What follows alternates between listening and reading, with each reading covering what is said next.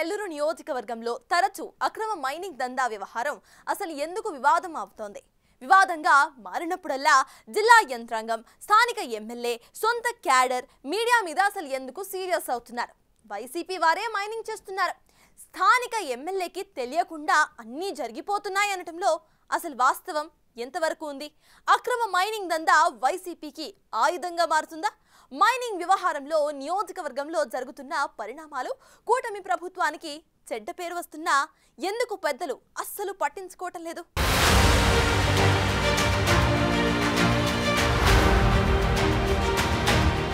ఉమ్మడి చిత్తూరు జిల్లాలోని గంగాధర నెల్లూరు నియోజకవర్గంలో మైనింగ్ అక్రమ దందాల వ్యవహారం తరచూ వివాదంగా మారుతుంది. తమిళనాడు సరిహద్దులను కలిగిన ఈ నియోజకవర్గం నుంచి ఇసుక, గ్రానైట్, గ్రావెల్ అక్రమంగా తరలివెళ్తూ ఉండడం వివాదాస్పదమవుతుంది. లైసెన్సులు పొందడం దగ్గర నుంచి అక్రమ రవాణాలు కొనసాగించడం వరకు తెర వెనుక ఎవరున్నారో తెలియదు కానీ తెరపైకి కనిపించేది మాత్రం వైసీపీకి సంబంధించిన వారే అని స్పష్టమవుతుంది. నియోజకవర్గ పరిధిలోని కార్వీటి నగరం, వెదురుకుప్పం మండలాల్లో గ్రానైట్ క్వారీ వివాదాలు, గంగాధర నెల్లూరు మండలంలో ఇసుక అక్రమ రవాణా, పాలసముద్రం మండలంలో గ్రావెల్, తమిళనాడుకు అక్రమ రవాణా దందాల వ్యవహారాలు వివాదంగా మారి తరచూ వార్తలకెక్కుతున్నాయి.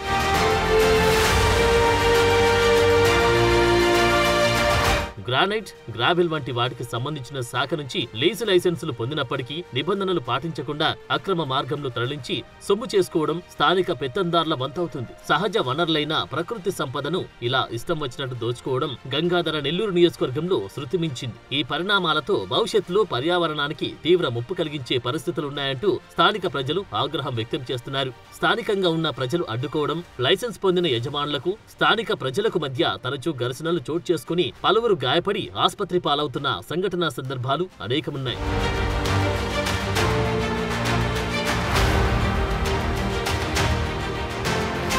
వివాదం కాస్త ముదిరినప్పుడల్లా అక్రమ వ్యాపారులపై కేసులు నమోదు చేసి ఆ వాహనాలను సీజ్ చేసి నామమాత్రంగా కేసులు నమోదు చేయడం పోలీసుల వంతవుతుంది. ఇలాంటి పరిస్థితులు చోటు చేసుకుంటున్నప్పుడల్లా జిల్లా యంత్రాంగం, స్థానిక ఎమ్మెల్యే థామస్ సీరియస్ కావడం షరా మామూలుగా మారింది. కోట్లాది రూపాయలు విలువ చేసే ప్రకృతి సంపదను కొల్లగొట్టి వెనకేసుకుంటున్న అక్రమార్కుల వ్యవహార తీరుపై కూటమి ప్రభుత్వం ఎందుకు ఉదాసీనత ప్రవర్తిస్తుందో తెలియదనే ఆవేదన, ఆక్రోశం నియోజకవర్గ ప్రజల్లో వ్యక్తమవుతుంది.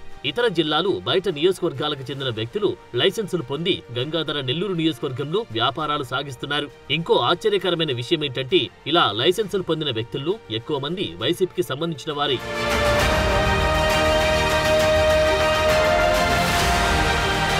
తాజాగా పాలసముద్రం మండలం వనదుర్గాపురం అటవీ ప్రాంతం నుంచి తమిళనాడుకు భారీ ఎత్తున తరలి వెళ్తున్న విలువైన ఎర్రమట్టి అక్రమ వాహనాలను పోలీసులు సీజ్ చేయడం వివాదాస్పదంగా మారింది. నిబంధనలకు విరుద్ధంగా గ్రావెల్ తమిళనాడుకు తరలిపోతూ ఉండడంతో పోలీసులు కొన్ని టిప్పర్లను సీజ్ చేశారు. ఇది అతిపెద్ద వివాదానికి తెరలేపింది. పక్క నియోజకవర్గమైన నగరికి చెందిన పెద్దిరెడ్డి ముఖ్య అనుచరుడు, వైసీపీ నేత కేజే కుమార్ కుమారుడు కేజే మురళిపైన వనదుర్గాపురం అటవీ ప్రాంతంలో గ్యాబేరియా అంటూ సుమారు 5,000 హెక్టార్లకు పైగా విస్తీర్ణాన్ని 15 సంవత్సరాలకు పైగా లీజు అనుమతులను సంబంధిత శాఖ అధికారులు కేటాయించారు.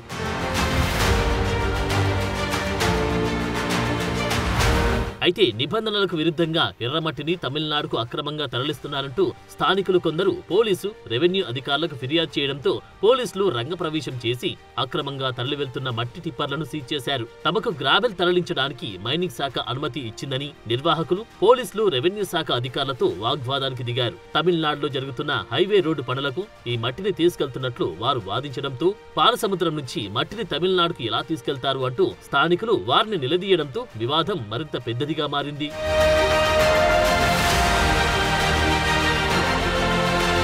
గతంలో వైసీపీ నేతల వద్ద ఉండి మామూళ్లు తిన్న యంత్రాంగం అక్రమ మైనింగ్ దందా వ్యవహారాలను చక్కబెడుతూ వచ్చింది. ఇప్పుడు కూటమి ప్రభుత్వం అధికారంలోకి వచ్చాక కూటమి నేతల పంచన చేరి ఇక్కడ కూడా అదే తరహా కార్యకలాపాలను చక్కబెడుతున్న కొంతమంది మద్దతుగా నిలవడం విశేషం. అలాంటి వారు పోలీసులపై దురుసుగా ప్రవర్తించి అంతు చూస్తామంటూ బెదిరింపులకు పాల్పడడం సంచలనంగా మారింది. పాలసముద్రంలో చోటు చేసుకుంటున్న గ్రావెల్ ఘటనపై జిల్లా కలెక్టర్ సీరియస్ అయ్యారు. అదే తరుణంలో తరచూ నియోజకవర్గంలో చోటు చేసుకుంటున్న ఇటువంటి అక్రమ మైనింగ్ వ్యవహారాల ఘటనలు వివాదాస్పదంగా మారినప్పుడల్లా స్థానిక ఎమ్మెల్యే థామస్ కూడా సీరియస్ కావడం, నిబంధనలు అతిక్రమించి నడుచుకుంటే ఎవరైనా సరే వదిలిపెట్టే ప్రసక్తి లేదంటూ వార్నింగ్లు ఇవ్వడం మామూలైపోయింది.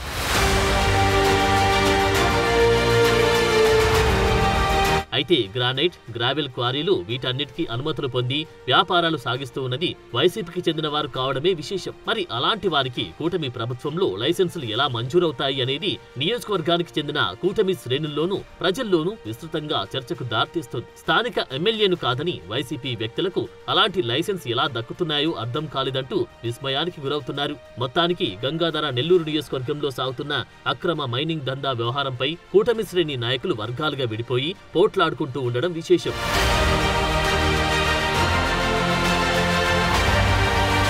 అదే తరుణంలో వైసీపీ నేతలు సైతం అక్రమ మైనింగ్ దందాపై తొలిసారిగా నోరు విప్పి విమర్శలు చేయడానికి అవకాశం కలిగినట్టయింది. ఇలా వైసీపీ దందాకోర్లకి కూటమి ప్రభుత్వం లీజు లైసెన్సులు ఇచ్చి అబాసుపాలై అబండాలను మూటగట్టుకుంటూ చెడ్డ పేరు తెచ్చుకుంటుంది అన్న వ్యాఖ్యలు స్థానిక కూటమి శ్రేణుల నుంచి వ్యక్తమవుతున్నాయి. మరి ఈ పరిణామాలపై కూటమి ప్రభుత్వం ఎలా స్పందించి సమస్యను ఎలా చక్కదిద్దుతుందో చూడాలి. మొత్తానికి తిరుపతి జిల్లా నుంచి గ్రావెల్, ఇసుక తమిళనాడుకు ఇప్పటికీ తరలిస్తున్న వారిలో పెద్దిరెడ్డి ముఖ్య అనుచరులు ఉండడం, వారికి కొందరు టీడీపీ ప్రజాప్రతినిధుల అండదండలు ఉండడం క్యాడర్ని కలవరపరుస్తోంది. మొత్తానికి ఉమ్మడి చిత్తూరు జిల్లాలో కడప జిల్లాకు చెందిన జగన్ మేనమామ, కమలాపురం మాజీ ఎమ్మెల్యే రవీంద్రారెడ్డి అనుచరుడు బాలగోపాల్, పెద్దిరెడ్డి సుధీర్ రెడ్డి సహచరుడు నితిన్, జడ్పీటీసీ చంద్రశేఖర్ రెడ్డిల దందా నడుస్తోందట. సీమలోని మెజార్టీ నియోజకవర్గాల్లో వైసీపీ వారే చక్రం తిప్పుతున్నారనే విమర్శలున్నాయి.